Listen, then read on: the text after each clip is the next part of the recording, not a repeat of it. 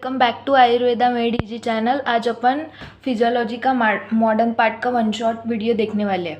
Introduction, haemopoietic system अपना first system है, उसका introduction. Blood is specialised connective tissue in a fluid form. Blood को क्या क्या बोलते हैं? फ्लूइड ऑफ लाइफ भी बोलते हैं, फ्लूइड ऑफ ग्रोथ और fluid of health. Blood carries O2 from lung to all part of the body and CO2 from all part of the body to lungs, इसलिए इसको फ्लूइड ऑफ लाइफ बोलते हैं। Fluid of growth क्यों बोलते हैं? क्योंकि nutritive substance from the digestive system carry करता है, इसलिए। Then fluid of health, blood protect against the disease, इसलिए इसको फ्लूइड ऑफ हेल्थ भी बोलते हैं। देन ब्लड की फिजिकल प्रॉपर्टीज़ क्या क्या होती है? कलर, आर्टेरियल ब्लड का कलर होता है स्कारलेट रेड, क्योंकि इसमें ऑक्सीजन का कंटेंट ज़्यादा होता है। वेनस ब्लड में पर्पल रेड कलर का होता है, क्योंकि CO2 कंटेंट ज़्यादा होता है। देन वॉल्यूम, न्यूबॉर्न बेबी में 450 ml और अडल्ट पर्सन में 5 लीटर होता है। pH है ब्लड की 7.4, विस्कोसिटी है 5 times greater than water, specific gravity 1.052 to 1.061, temperature रहता है 38 degree Celsius. Then function of blood, ये कभी कभी पूछ लिया जाता है SQ में वगैरह, तो लर्न कर लेना। Transport of respiratory gases, nutritive substance का ट्रांसपोर्ट, हार्मोन और एंजाइम का भी ट्रांसपोर्ट करता है blood. Then drainage of waste product को बाहर निकलता है। Maintenance of water balance, maintenance of acid base equilibrium, maintenance of ion balance, regulation of body temperature, blood pressure को मेंटेन करता है, और storage of water, protein, glucose, sodium और potassium. Blood को दो फॉर्म टाइप में इसका ये होता है डिवीजन, एक तो ब्लड सेल में और ब्लड प्लाज्मा। ब्लड सेल में क्या आता है? RBC, WBC और प्लेटलेट, और ब्लड प्लाज्मा में सॉलिड और वाटर आता है। सॉलिड 8 to 9% होता है, और सॉलिड में ऑर्गेनिक, इनऑर्गेनिक और गैसेस आती है। अमोनिया, क्रिटेनिन ये ऑर्गेनिक में आता है, जैंथिन वगैरह। इनऑर्गेनिक में Na+, Ca2+, K+, और ये जो आयन्स है वो इनऑर्गेनिक में, और गैसेस कौन सी आएंगी? O2 और CO2। वाटर 91 to 92% होता है। और RBC का वैल्यू, RBC की वैल्यू कितनी बताइए? 4.5 to 5.5 मिलियन पर mm³। ये जो अपने जो यूनिट होता है वो ध्यान में रखना। देन WBC की क्या है? 4,000 to 11,000 पर mm³, और इसकी लैक में बताइए। इधर मिलियन, इधर mm³ में, और इधर लैक में बताइए। इधर 1000 में है और इधर लैक में बताइए, ये ध्यान में रखना। इसमें कन्फ्यूजन होता है, वाइवा में वगैरह कन्फ्यूज़ करते हैं इसमें। RBC को इरिथ्रोसाइट भी बोलते हैं। RBC कैसे होते हैं? नॉन न्यूक्लिएटेड होते हैं, डिक शेप होती है, और बाइकॉन के होते हैं, और डम्बल शेप होते हैं। Colour is present due to haemoglobin. Then ये ऐसे बाइकॉन के शेप के होते हैं, और ये होते हैं। देन डायमीटर 7.2 म्यू, ये दोनों का शेप एक ही साइज़ का होना चाहिए था, ये बड़ा होना चाहिए था, बट डायग्राम में थोड़ी सी मिस्टेक हो गई है। 7.2 म्यू है दोनों की डायमीटर। देन थिकनेस, फेरी पे कितनी थिकनेस है? 2.2 म्यू, और सेंटर पे है 1 mu. Then surface area 120 square mu. Then volume 85 to 90 cubic mu है volume. Then properties, rouleaux formation, RBC are pile one above another like a piles of coin, इसको rouleaux formation बोलते हैं, जो कि property है RBC की। मतलब एक के ऊपर एक कॉइन जैसे नहीं, क्या ऐसे दिखता है, उसको rouleaux formation. Specific gravity 1.092 to 1.101। Pack cell volume 45%, मतलब percentage of RBC in blood, इसको क्या बोलते हैं? Pack cell volume. और suspension stability, RBC remain suspend uniformly in a blood. एक कैपिलरी में सब जगह पे RBC सेम रहेगा, ऐसा नहीं कि कहीं पे बहुत ज़्यादा, कहीं पे कुछ भी नहीं है, इसको सस्पेंशन स्टेबिलिटी बोलते हैं। देन RBC का नॉर्मल काउंट, अडल्ट में है 4 to 5.5 मिलियन पर cubic mm। Then adult male में 5 मिलियन होता है, अडल्ट फीमेल में 4.5 मिलियन, इन्फेंट में 6 to 7 million. Variation of RBC, at birth के टाइम पे 6 to 7 मिलियन होता है। हाई एल्टीट्यूड पे RBC इंक्रीज होता है, मस्कुलर एक्सरसाइज करने की वजह से ऑब्वियसली RBC इंक्रीज होगा, और आफ्टर मील भी RBC इंक्रीज होता है। डिक्रीज कहाँ पे होता है? ड्यूरिंग प्रेगनेंसी और स्लीप और after sleep. Then life span of RBC 120 days होता है, और फेट ऑफ RBC 120 दिन होने के बाद जो पुराने आरबीसी होते हैं वो फ्रेजाइल हो जाते हैं, मतलब इजीली ब्रेकेबल हो जाते हैं। और तो क्या होता है, डायमीटर ऑफ कैपिलरी लेस होती है then dot of RBC. So younger RBC कैसे होगा, वो श्रिंक वगैरह होके इजीली पास कर लेते हैं। बट जो सेनाइल आरबीसी होते हैं, मतलब पुराने होते हैं, तो उनका साइज बढ़ जाता है, तो वो मतलब कैपिलरी से इजीली पास नहीं होते, तो वो स्क्वीज हो जाते हैं। So destruction occur mainly in capillary of spleen because of diameter of splenic capillaries is very small. So इसलिए वो डिस्ट्रॉय हो जाते हैं। और स्प्लीन को ग्रेवयार्ड ऑफ आरबीसी बोलते हैं। Destroy RBC are fragmented and haemoglobin is release. Haemoglobin release होके उस हीमोग्लोबिन में क्या होता है, आयरन होता है, ग्लोबिन होता है और पोरफायरिन होता है। Then functions of RBC, transport of oxygen, transfers of CO2 and acid base balance बनाता है। देन डब्ल्यूबीसी कलरलेस होते हैं और न्यूक्लिएटेड होते हैं। Important role in defence mechanism. WBC के 2 टाइप्स होते हैं, ग्रैनुलोसाइट और अग्रैनुलोसाइट। ग्रैनुलोसाइट लर्न करने की ट्रिक थी BEN से। देन बेजोफिल क्या होते हैं, कोर्स ग्रैन्यूल होते हैं और इसमें क्या क्या सीक्रेट करते हैं, हिपेरिन, हिस्टामिन और सेरोटोनिन। देन इओसिनोफिल बाइलोब्ड होते हैं डिफेंस मैकेनिज्म में। और न्यूट्रोफिल 2 to 5 लोब्स होते हैं और ये सबसे ज़्यादा नंबर में होते हैं। Then destruction of bacteria with lysozyme. Monocyte phagocytosis का काम करते हैं और लिम्फोसाइट इम्यूनिटी। जो इसके नंबर ये लर्न करने की ट्रिक है नीलामी। सो देन आता है L नीलामी से, देन M, देन E, ऐसे करके इसके नंबर याद कर लेना।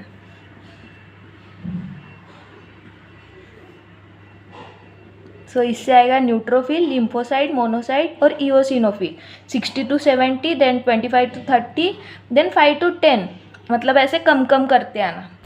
Functions of WBC, phagocytosis, neutrophil and monocyte engulf करता है फॉरेन पार्टिकल और डाइजेस्ट करता है।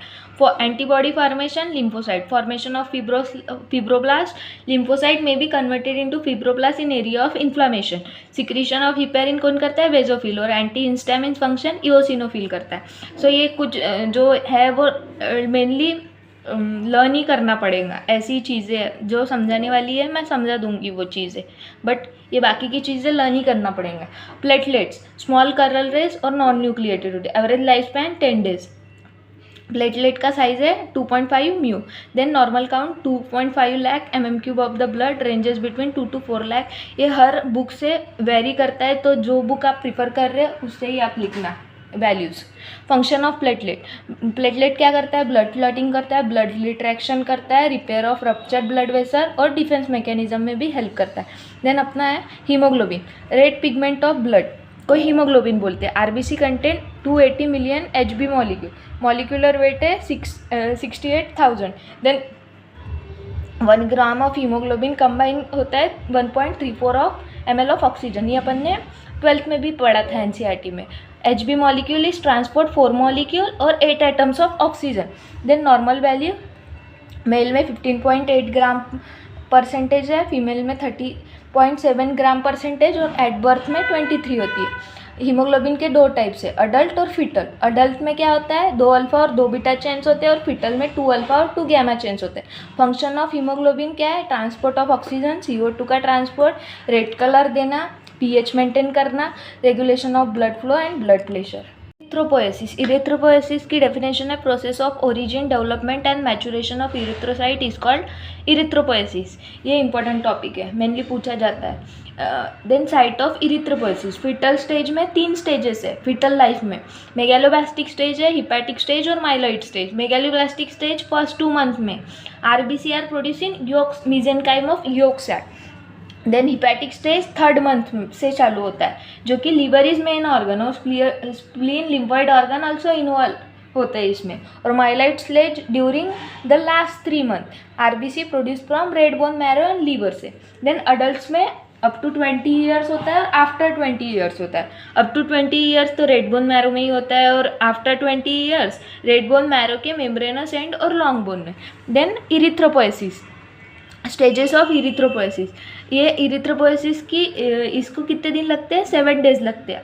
इसकी कौन सी स्टेजेस है ये पूछते हैं। Pro erythroblast, early normoblast, intermediate late, early intermediate late normoblast. First है pro erythroblast, then reticulocyte and matured erythrocyte, मतलब आरबीसी हो गए। देन इधर क्या होता है, साइज लार्ज होता है, फिर ये कम कम कम कम होते जाता है, और डायमीटर 20 म्यू डायमीटर होती है, इधर 50, इधर 10 to 12, ऐसे मतलब डायमीटर भी कम ही हो रही है। इधर न्यूक्लियस भी लार्ज होता है, एंड एचबी हीमोग्लोबिन नहीं होता है इधर। एचबी कहाँ से दिखना स्टार्ट होता है, ये वाली स्टेज से, इंटरमीडिएट नॉर्मोब्लास्ट से, और यहाँ पे मेसोफिलिक होता है। Then early normoblast, little smaller diameter proerythroblast से, देन न्यूक्लियोलाई डिसअपियर होता है, और condensation of chromatic network and mesophilic. तो ये इस स्टेज का इम्पॉर्टेंट पार्ट है। Then intermediate normoblast, nucleus present होता है, अभी भी न्यूक्लियस प्रेजेंट है, इधर लार्ज था, इधर भी न्यूक्लियोलाई डिसअपियर हो गई थी इधर, और इधर न्यूक्लियस प्रेजेंट है। देन एचबी क्या होता है, एचबी स्टार्ट रीअपरिंग, यहाँ से हीमोग्लोबिन स्टार्ट होता है, पहले वाली 2 स्टेजेस में हीमोग्लोबिन नहीं होता है। देन यहाँ पे बहुत एसिडिक और बेसिक डाई से स्टेन होता है। देन लेट नॉर्मोब्लास्ट का है इंक स्पॉट न्यूक्लियस, मतलब न्यूक्लियस का साइज कम कम होते जा रहा है। क्वांटिटी ऑफ हीमोग्लोबिन यहाँ से जस्ट हीमोग्लोबिन आया, इधर से बढ़ना स्टार्ट होंगी। देन इधर न्यूक्लियस डिसअपियर, यहाँ डायरेक्ट न्यूक्लियस डिसअपियर हो रहा, यहाँ से न्यूक्लियस था यहाँ पे लार्ज साइज का था। देन ये कहाँ से स्टेन होंगे, एसिडोफिलिक डाई से। Then reticulocyte, slightly larger than mature RBC, क्योंकि ये मैच्योर्ड आरबीसी के पहले की स्टेज है। Then matured RBC reticular network disappear, मतलब यहाँ पे जो ये था वो डिसअपियर हो गया। RBC with haemoglobin without nucleus, मतलब न्यूक्लियस भी यहाँ पे डिसअपियर हो गया। Then take 5 days up to the stage of reticulocyte, यहाँ से यहाँ तक 5 days लेता है, और 2 more days to become matured RBC. यहाँ से यहाँ तक 5 days, और यहाँ से यहाँ जाने में और 2 day लगते। बोन मैरो क्या है, soft spongy gelatinous tissue found in hollow spaces in the inferior of the bone. Then types, red bone marrow, RBC are actively manufactured in fetal stage. Most of the bone contain red bone marrow, but in advancement age of red bone marrow mainly in flat bone, metaphyseal और epiphyseal end of long bone, मतलब पहले foetal stage में red bone marrow ही रहता है, but at later on flat bone में ही रहता है, मेटाफेजियल और एपिफेजियल एंड में yellow bone marrow. At old age red bone marrow कहाँ से रिप्लेस होता है, येलो बोन मैरो से। अपना हीमोस्टैसिस और हीमोपोएसिस में बहुत लोगों को कन्फ्यूजन होता है, तो देख लेना। हीमोपोएसिस मतलब process in which include origin, development and maturation of blood cell, और हीमोस्टैसिस मतलब when the blood cell is ruptured that initiate the series of reaction which prevent the further blood loss is called haemostasis. Then haemostasis की stages, ये भी important question है। Stages of haemostasis, vascular spasm, platelet plug formation और blood clotting, ये 3 stages है हीमोस्टैसिस की। अगर blood vessel rupture हुई तो कोलेजन एक्सपोज होता है। देन जो कोलेजन है वो क्या सिक्रेट करता है, सेरोटोनिन और वैस्यू कंस्ट्रिक्टर सब्सटेंसेस, जो कि कंस्ट्रिक्शन ऑफ ब्लड वेसल करेगा। इस स्टेज को वैसो कंस्ट्रिक्शन भी बोलते हैं। Vasoconstrictor construction of blood vessel करेगा। देन प्लेटलेट प्लग फॉर्मेशन, तो यहाँ पे अपने को ऐसे ही समझ रहा है कि कोई प्लग फॉर्म होगा, एग्रीगेट होंगे, ऐसे प्लग बनेगा। तो प्लेटलेट प्लग फॉर्मेशन में भी platelet adhere to collagen of ruptured blood vessels. Then ये जो रप्चर्ड ब्लड वेसल्स है ये क्या सिक्रेट करती है यहाँ पे, एडीपी और थ्रोम्बेक्सिन A2। देन ये क्या करता है, ये एडीपी और थ्रोम्बेक्सिन बहुत सारे प्लेटलेट को अट्रैक्ट करता है, और जो प्लेटलेट एग्रीगेट होते हैं वो टेम्पररी रूस plug formation. Blood clotting process में fibrinogen is converted into fibrin. Then blood clotting के 13 फैक्टर्स बताए हैं, जो कि होते हैं fibrinogen, prothrombin, tissue thromboplastin, calcium, labile factor. 6 के लिए कोई भी फैक्टर नहीं होता है। Then 7 stable factor, anti haemophilic, Christmas factors, 2 power factor, plasma thromboplastin, antecedent, Hageman factor और फिब्रिन स्टेबिलाइजिंग। इसकी ट्रिक होती है, मैंने भी ये ट्रिक से ही लर्न किया था। Foolish people try climbing long slope after Christmas, some people have fallen, ये ट्रिक से मैंने लर्न किया था। देन ब्लड क्लॉटिंग का मैकेनिज्म, ब्लड क्लॉटिंग की भी 3 प्रोसेस ये होती है, तो स्टेप्स होती है। Formation of prothrombin activator, then prothrombin से थ्रोम्बिन बनता है और फिब्रिनोजन से फिब्रिन बनता है। तो ये जो प्रोथ्रोम्बिन एक्टिवेटर वाली स्टेज होती है वहाँ पे 2 पाथवे होते हैं, एक एक्सट्रेंसिक और एक इंट्रेंसिक। तो extrinsic pathway, formation of prothrombin activator is initiated by tissue thromboplastin after the injury, damage और टिश्यू रिलीज। तो क्या होता है, जो फैक्टर 10 होता है, अपन अभी देखेंगे, फैक्टर 10 के साथ साथ ग्लाइकोप्रोटीन, फॉस्फोलिपिड और टिश्यू थ्रोम्बोप्लास्टिन, इसके प्रेजेंस में ये फैक्टर 10 कन्वर्ट होता है एक्टिवेटेड फैक्टर 10 में। Then activated factor 10 plus factor 5 plus phospholipid मिला के बनाते हैं प्रोथ्रोम्बिन एक्टिवेटर। तो यही इधर बताया, formation of prothrombin activator is initiated by tissue thromboplastin after injury, damage, tissue release, tissue thromboplastin. ऐसे एक्सट्रेंसिक पाथवे, अपन ने एक्सट्रेंसिक पाथवे देख लिया। इंट्रेंसिक पाथवे में क्या लर्न करना है अपन को, 12, 11, 9 और 10। सो एंडोथेलियल डैमेज होता है, देन कोलेजन एक्सपोज होता है। तो ये अपन ट्रिक से देखेंगे अभी। फैक्टर 12 क्या करता है, एक्टिवेटेड फैक्टर 12 में कन्वर्ट होगा, फैक्टर 11 एक्टिवेटेड फैक्टर 11 में, देन फैक्टर 9 एक्टिवेटेड फैक्टर 9 में, और फैक्टर 10 भी सेम वैसे ही। तो इधर 10 नहीं आता, डायरेक्ट 9 आता है पहले। तो फैक्टर 12 जो होता है वो कैल्शियम के प्रेजेंस में एक्टिवेटेड फैक्टर में, देन एक्टिवेटेड फैक्टर काइनोजन के प्रेजेंस में, देन फैक्टर 11 को कौन कन्वर्ट करता है, एक्टिवेटेड फैक्टर 12 और काइनोजन, ये दोनों मिला के एक्टिवेटेड फैक्टर 11 में कन्वर्ट होते हैं। देन फैक्टर 9 प्लस कैल्शियम और एक्टिवेटेड फैक्टर 11, ये तीनों मिला के एक्टिवेटेड फैक्टर 9 में कन्वर्ट होते हैं।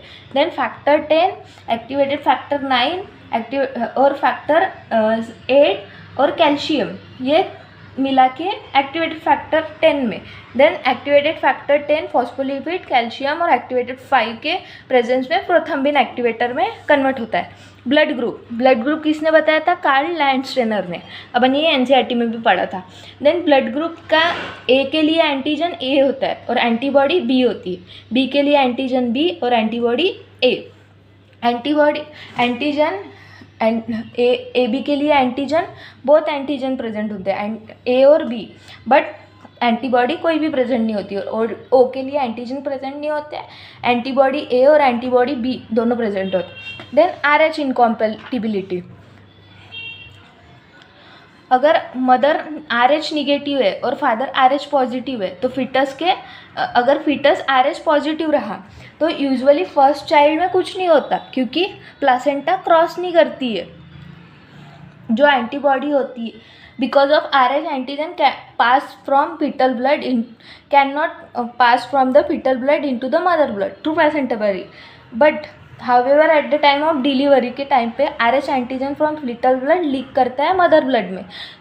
तो क्या होगा, सेकेंड टाइम जब मदर कंसीव करेंगी तो ये एंटीबॉडीज़ के वजह से एग्लूटिनेशन होता है और हिमोलिसिस ऑफ फीटल ब्लड होता है, जिसके कारण सीवियर एनीमिया और जॉन्डिस होता है। Plasma protein, types of plasma protein, albumin, globulin और फिब्रिनोजन।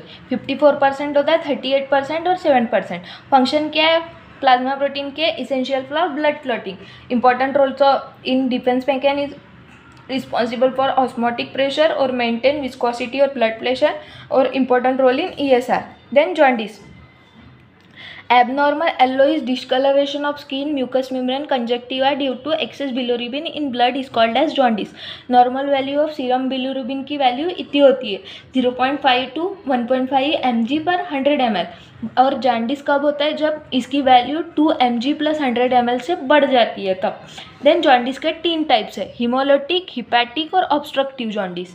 तो jaundice is due to increase destruction of RBC से हिमोलिटिक, मतलब RBC के टूटने के वजह से जो होता है वो। सिकल सेल एनीमिया में, थैलेसीमिया में, ऑटोइम्यून डिसऑर्डर्स और liver failure. Hepatic jaundice damage of liver से, liver alcoholic hepatitis, cirrhosis of liver में। ऑब्स्ट्रक्टिव जॉन्डिस, ऑब्स्ट्रक्शन आ रहा है बाइल के फ्लो में, जैसे गॉल स्टोन हो गया तो ऑब्स्ट्रक्शन आता है, पैनक्रियास का कैंसर हो गया। फिजियोलॉजिकल जॉन्डिस, मतलब जो न्यूबॉर्न बेबीज़ होते हैं उसमें बिलिरुबिन की लेवल बढ़ती जाती है और 5वें दिन पे मैक्सिमम होती है। When it exceeds to 5 mg plus 5 mg percentage jaundice become appear after birth. तो इसको बोलते हैं फिजियोलॉजिकल जॉन्डिस। ये भी बहुत इंपॉर्टेंट टॉपिक है, इसकी डेफिनेशन भी पूछी जाती है। Anaemia is a clinical condition in which oxygen carrying capacity of blood क्या होती है, रिड्यूस हो जाती है। So RBC is greater than 4 million plus cubic, और हीमोग्लोबिन अगर ग्रेटर नहीं, less than 4 million plus cubic mm और लेस देन 12 GM पर DL, इस इतना वैल्यू आई तो अनेमिया बोलेंगे।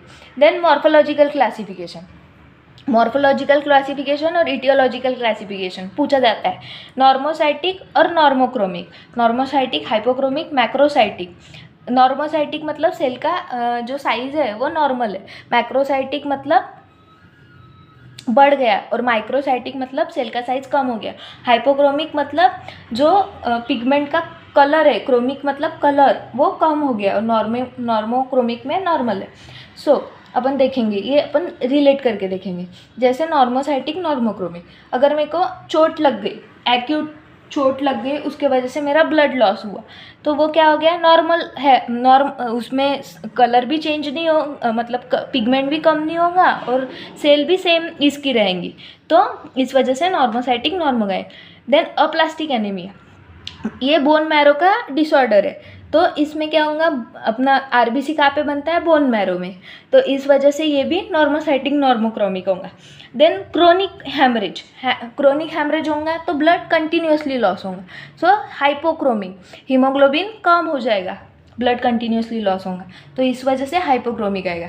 Then megaloblastic anaemia, megaloblastic anaemia में साइज बढ़ता है, तो इसलिए microcytic. Then secondary liver disease है hypochromic, macrocytic. Microcytic chronic infection normochromic में, और iron deficiency anaemia.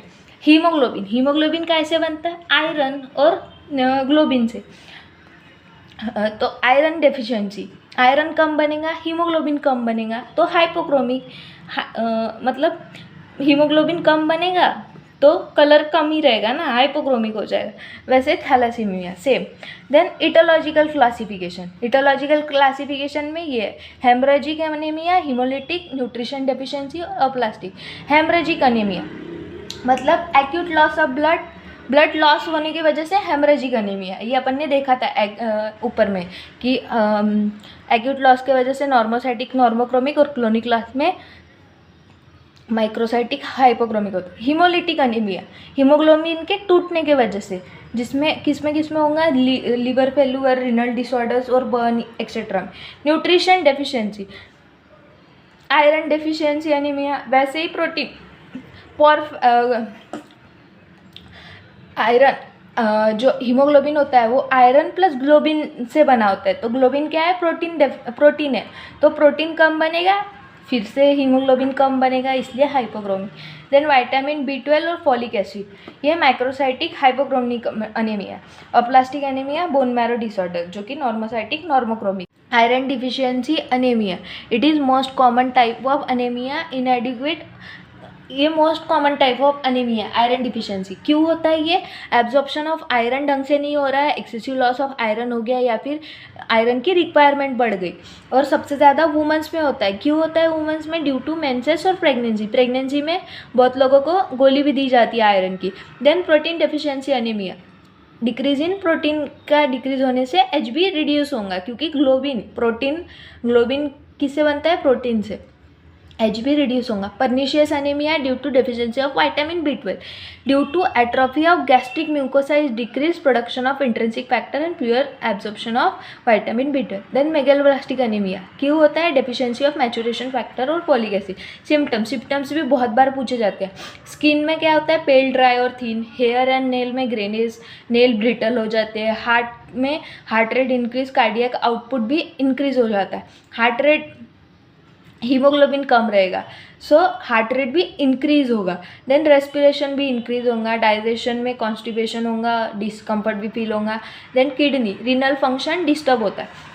Next topic है अपना इम्यूनिटी। इम्यूनिटी क्या होती है? The body ability to resist और protect itself from the harmful disease producing substance called immunity. दो टाइप्स की इम्यूनिटी होती है, एक इन्नेट और दूसरी एक्वायर्ड। इन्नेट इम्यूनिटी क्या होती है? जो कि बर्थ से प्रेजेंट होती है, कोई मेमोरी कंपोनेंट नहीं होता है। Innate immunity acts against all microbes in same way. Skin हो गया, mucous membrane, mucus, hair, cilia, saliva, urine, vomiting, ये सब कुछ है अपना इन्नेट इम्यूनिटी। एक्वायर्ड इम्यूनिटी क्या है? स्पेसिफिक टाइप ऑफ इम्यूनिटी जो कि स्पेसिफिक रिस्पॉन्स देती है और मोस्ट पावरफुल इम्यून मैकेनिज्म भी है। Then T lymphocyte. T lymphocyte के 4 टाइप्स है, helper T cell, cytotoxic T cell, suppressor और memory T cell. Helper T cell क्या करते हैं? Antibody production of B cell का इंड्यूस करते हैं। साइटोटॉक्सिक डिस्ट्रॉय एंटीजन करते हैं। सप्रेसर सबके मीनिंग में दिया है, cytotoxic destroy the antigen, suppressor suppress करते हैं टी सेल और एंटीबॉडी के प्रोडक्शन को। मेमोरी सेल क्या करते हैं? रिकॉग्नाइज करते हैं ओरिजिनल इन्वेडिंग एंटीजन को। Then B lymphocyte. B lymphocyte के 2 टाइप्स है, प्लाज्मा सेल और memory B cell. Plasma cell क्या करती है? एंटीबॉडी का प्रोडक्शन करती है और मेमोरी बी सेल एक्टिवेट करते हैं plasma cell to produce more antibody. Then acquired immunity. Acquired immunity के 2 टाइप्स है, cellular immunity, humoral immunity. T cell mediated immunity cellular immunity को बोलते हैं, ह्यूमरल को बी सेल मेडिएटेड इम्यूनिटी बोलते हैं। Then cytotoxic T cell directly attack the invading organism antigen, इसको cellular immunity. और B cell transfer plasma cell to secrete antibody, इसको बोलते हैं ह्यूमरल इम्यूनिटी। अपन अभी इनका ये देखेंगे मैकेनिज्म कैसे रहता है। सपोज करो फॉरेन बॉडी आए तो उसको एंटीजन रिप्रोडक्टिंग सेल ये करेंगे पहले। एंटीजन रिप्रोडक्टिंग सेल में आता है मैक्रोफेजेस, न्यूट्रोफिल और नेचुरल किलर सेल। ये इधर है मैक्रोफेज। मैक्रोफेज के बाद हेल्पर टी सेल के पास जाएगा। हेल्पर टी सेल पे होता है CD4। Helper T cell release करेगा साइटोकाइनिन, हेल्प की मैक्रोफेजेस की, ऐसे याद करो इसको। देन ये अभी हेल्पर टी सेल के पास जाने के बाद इसको मारना ही पड़ेगा, तो अपन साइटोटॉक्सिक टी सेल फिर ऑर्गेनिज्म को मारेगा। देन वैसे ही ह्यूमरल रिस्पॉन्स में हेल्पर टी सेल के पास जाने के बाद साइटोकाइनिन रिलीज होता है, तो वो जाता है बी सेल के पास। देन बी सेल क्या करता है? प्लाज्मा सेल प्रोड्यूस करता है और प्लाज्मा सेल बनाता है एंटीबॉडी। तो ये ह्यूमरल रिस्पॉन्स ऐसे काम करता है और जो है सेलुलर रिस्पॉन्स ऐसे काम करके जो ऑर्गेनिज्म आएगा उसको मारता है, फॉरेन बॉडी को मारता है। इम्यूनिटी का चार्ट है। इम्यूनिटी के 2 टाइप्स है, innate immunity, acquired immunity. Acquired immunity के अगेंस्ट 2 टाइप्स है, एक्टिव इम्यूनिटी और पैसिव इम्यूनिटी। एक्टिव इम्यूनिटी में क्या होता है? Antibody develops in response to antigen. और पैसिव इम्यूनिटी में क्या होता है? ट्रांसफर हो रहा है किसी अनदर पर्सन से। देन एक्टिव इम्यूनिटी के भी 2 टाइप्स है, नेचुरल और आर्टिफिशियल। पैसिव के भी 2, नेचुरल और आर्टिफिशियल। एक्टिव इम्यूनिटी में नेचुरल में आता है develops after exposure of antigen in environment, जैसे अपने को कॉमन कोल्ड हो गया तो वो नेचुरल एक्टिव हो गया। आर्टिफिशियल एक्टिव में आता है वैक्सीनेशन, मतलब आर्टिफिशियल वैक्सीन तो डाली बट एक्टिवली काम हो रहा, इसलिए develops after administration of antigen to disease. Then passive natural में क्या होता है? Enter in person by natural manner, transfer of maternal जो एंटीबॉडी टू प्लासेंटा। ये क्या हो गया? पैसिव में नेचुरल हो गया। और पैसिव में आर्टिफिशियल क्या हो गया? इंजेक्शन लगाना direct, antibody injected into the person, antitetanus. Next chapter देखने वाले हैं एक्सक्रिएशन में किडनी की ये डायग्राम है। तो इसमें ये बाहर वाला कॉर्टेक्स हो गया, अंदर वाला मेडुला हो गया। ये रीनल पिरामिड, माइनर कैलिक्स, और ये हो गया मेजर कैलिक्स। ये renal pelvis, then artery, renal vein, ये हो गया यूरेटर। देन सेकेंड डायग्राम अपन देख रहे हैं नेफ्रॉन की। नेफ्रॉन में क्या होता है? अफरंट आर्टियोल जो कि बड़ी होती है और इफरंट आर्टियोल जो कि ब्लड लेके जाती है जो कि छोटी होती है। देन ग्लोमेरुलस, बॉमन्स कैप्सूल होगी ये अंदर का ग्लोमेरुलस और ये बॉमन्स कैप्सूल, ये दोनों स्ट्रक्चर मिला के कौन बनता है? Malpighian body. Then Bowman's capsule के पास PCT, loop of Henle, DCT और collecting duct. Loop of Henle के 2 ये है, डिसेंडिंग लिम्ब और असेंडिंग लिम्ब। अभी अपन ये देखेंगे नेफ्रॉन। नेफ्रॉन में क्या है, ग्लोमेरुलस और रीनल ट्यूबुल। ये हो गया ग्लोमेरुलस, और ये जो बाकी का पूरा है वो नेफ्रॉन दो पार्ट में डिवाइड हो गया, एक ग्लोमेरुलस और बाकी का जो पूरा है वो हो गया रीनल ट्यूबुल। रीनल ट्यूबुल में आता है पीसीटी, डीसीटी, हेनलेस लूप और collecting duct. Then nephron, nephron के दो टाइप्स है, कॉर्टिकल नेफ्रॉन और juxtamedullary nephron. Juxtamedullary nephron क्या होता है, जो कि मेडुला में डीप जाता है, इसलिए उसको जक्स्टा मेडुलरी नेफ्रॉन बोलते हैं। और कॉर्टिकल नेफ्रॉन जो लूप ऑफ हेनले होता है वो लिटिल इन मेडुला होता है। इसको जो ये लूप ऑफ हेनले होता है ये मेडुला, यहाँ से ये जो मेनली लूप ऑफ हेनले है वही मेडुला में प्रेजेंट है, बाकी सब ये स्ट्रक्चर है। यहाँ से एक लाइन खींचने के बाद जो भी ऊपर का है वो पूरा कॉर्टेक्स में आता है और मेडुला में ये रहता है। और अगर ये लूप ऑफ हेनले मेडुला में ज़्यादा एक्सटेंड कर रहा है तो उसको बोलते हैं जक्स्टा मेडुलरी नेफ्रॉन, और कम लिटिल जो होता है वो मेडुला में एक्सटेंड कर रहा है तो कॉर्टिकल नेफ्रॉन। इतना ही। देन ये इधर बताया कि पीसीडी में क्या होता है, इलेक्ट्रोलाइट का रीएब्जॉर्प्शन होता है, वाटर का रीएब्जॉर्प्शन होता है।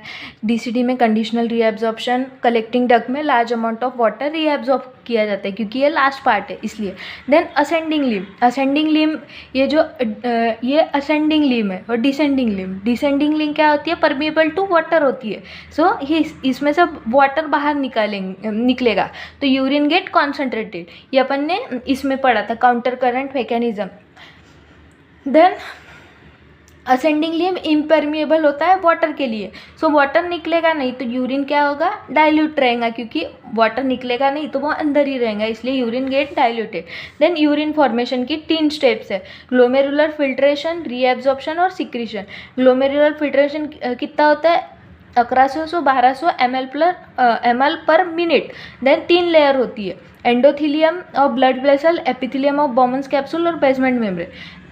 सो पहले होती है endothelium of blood vessel, then basement membrane होती है, then epithelium of Bowman's capsule होती है। बॉमन्स कैप्सूल में क्या होती है, स्लिट पोर्स या फिल्ट्रेशन स्लिट होती है, वहाँ से अल्ट्रा फिल्ट्रेशन होता है। सो बॉमन्स कैप्सूल में से प्रोटीन तो सब फिल्टर होता है बट प्लाज्मा नहीं होता है फिल्टर। सो जीएफआर क्या होता है, 125 ग्लोमेरुलर फिल्ट्रेशन रेट, 125 ml पर मिनट और 180 लीटर पर डे। अपन ने एनसीईआरटी में भी ये देखा था। Reabsorption 99% of filtrate blood is reabsorb. And इसके दो ये होते हैं, एक्टिव और पैसिव। एक्टिव रीएब्जॉर्प्शन किसका होता है, ग्लूकोज का और Na+ का, और पैसिव नाइट्रोजिनस वेस्ट और वाटर का। देन सिक्रीशन, H+, K+ और NH3 का सिक्रीशन होता है जो कि आयनिक बैलेंस पर acid base balance of the body maintain करता है। जो काउंटर करंट मैकेनिज्म वगैरह होता है वो मेनली क्यों होता है, क्योंकि जो प्रेशर का डिफरेंस होने के वजह से होता है, क्योंकि स्टार्टिंग में 300 प्रेशर रहता है और एंड में लूप ऑफ हेनले के लास्ट पॉइंट पे होता है 1200 ml। तो ऐसे प्रेशर डिफरेंस के वजह से वो मैकेनिज्म ये होते हैं। जैसे रेगुलेशन ऑफ किडनी फंक्शन में अपन देखेंगे, change in body fluid volume, blood volume या ऑस्मो रिसेप्टर। जैसे लॉस ऑफ फ्लूइड हो गया तो वो ऑस्मो रिसेप्टर को एक्टिवेट करके हाइपोथैलेमस को एक्टिवेट करेगा। हाइपोथैलेमस क्या सीक्रेट करता है, एडीएच, एंटी डायूरेटिक हार्मोन, जो कि क्या करेगा, वाटर एंटी डायूरेटिक हार्मोन है जो कि वाटर रीएब्जॉर्प्शन करता है। वैसे ही वैसोप्रेसिन कंस्ट्रिक्ट करता है ब्लड वेसल को, बीपी इंक्रीज होता है। ऑब्वियसली बीपी इंक्रीज होगा तो जीएफआर भी इंक्रीज होगा।